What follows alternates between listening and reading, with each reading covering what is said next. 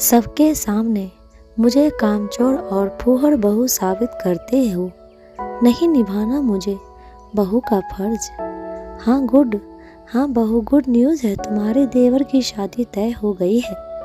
तुम बड़ी बहू हो, बस सब कुछ तुम्हें ही संभालना है। देखो, हमने सत्यम को सब समझा दिया है, तुम 1 महीने पहले ही आ जाना।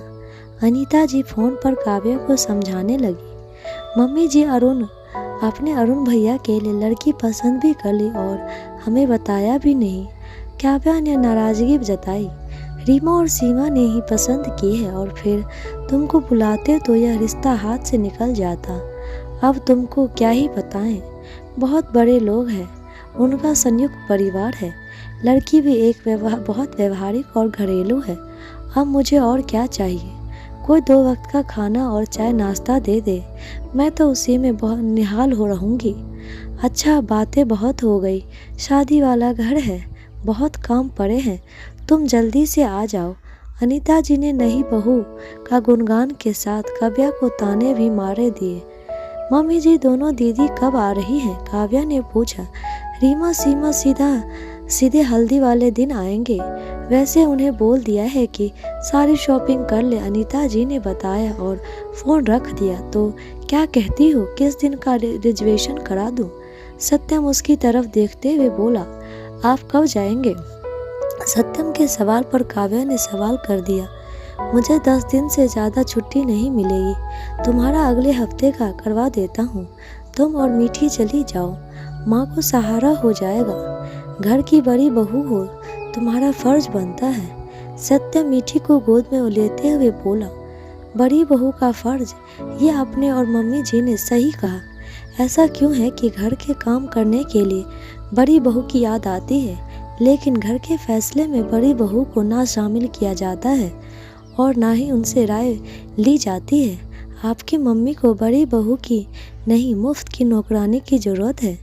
गेहूँ चावल बीनने के लिए, आटा मढ़ने के लिए, घर की सफाई करने के लिए मुझे बुलाया जा रहा है।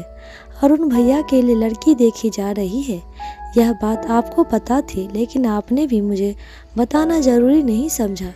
मेरा भी दिल चाहता है कि जिस हक से मुझे काम की जिम्मेदारी दी जाती है, ठीक उसी हक से घर के फैसले में मुझे शामिल किया जाए।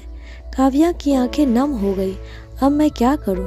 माँ ने ही मना किया था कि अब जब तक रिश्ता ना हो जाए किसी को मत बताना, इसीलिए मैंने नहीं बताया। सत्यम सफाई देने लगा। किसी को नहीं, इस घर की बड़ी बहू हूँ। क्यों मुझ पर इस अविश्वास का कारण बता सकते हो? इस बार तो मैंने कहा यहाँ थी, लेकिन सीमा दीदी के लिए जब भी रिश्ता देखा जा रहा था तब मैं वहीं थी। तब भी मुझसे सभी बातें छुपाई गई, यहाँ तक कि शॉपिंग करके सभी सामान को रीमा दीदी के घर में रखा जाता था, शायद इस डर से कि मैं कोई सामान चुरा ना लूँ।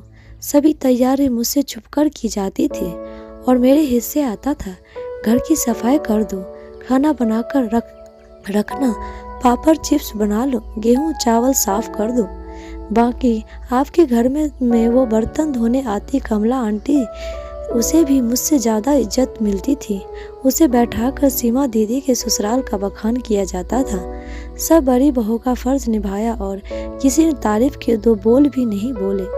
रिश्तेदारों के सामने मुझे ऐसे दिखाया कि मैं कोई कुछ नहीं करती। अगर रीमा दीदी नहीं होती तो शायद शादी का इंतजाम नहीं तो हो पाता। सबके सामने मुझे कामचोर और फूहड़ बहू साबित कर दिया। लेकिन अब और नहीं निभाना मुझे बड़ी बहू का फर्ज। मैं कामचोर और फूहड़ हूँ और वही रहना चाहती हूँ। आपके साथ जाऊँगी और आपके साथ ही वापस आऊँगी। घर की बड़ी बहू हूँ, कोई मुफ्त की नौकरानी नहीं। इज्जत और प्यार अपनापन देंगे तो मैं भी दूंगी, वरना तेरा तुझको अर्पण। काव्या की आंखों में दृढ़ निश्चय देख सत्यम भी कुछ नहीं बोल पाया।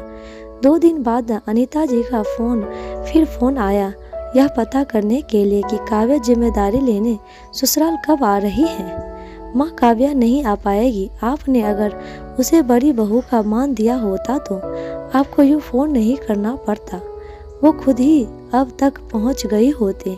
वैसे भी सभी इंतजाम रीमा दीदी और सीमा की मदद से आप कर रही हो तो माँ की सब चीज़ों की जिम्मेदारी भी उन्हें ही दे दीजिए। बहू के रूप में आप लोगों ने उसे कोई मान नहीं दिया, लेकिन अपनी पत्नी का अपमान और नहीं होने दूंगा। काव्या और मीठी मेरे साथ ही शादी में शामिल होने आएंगे। सत्यम की बातों को सुनकर काव्या दौड़कर उसके गले लग गई। दोस्तों, कैसी लगी है आपको कहानी? कमेंट बॉक्स में ज़रूर बताइएगा। लाइक शेयर सब्सक्राइब जरूर कीजिएगा। धन्यवाद।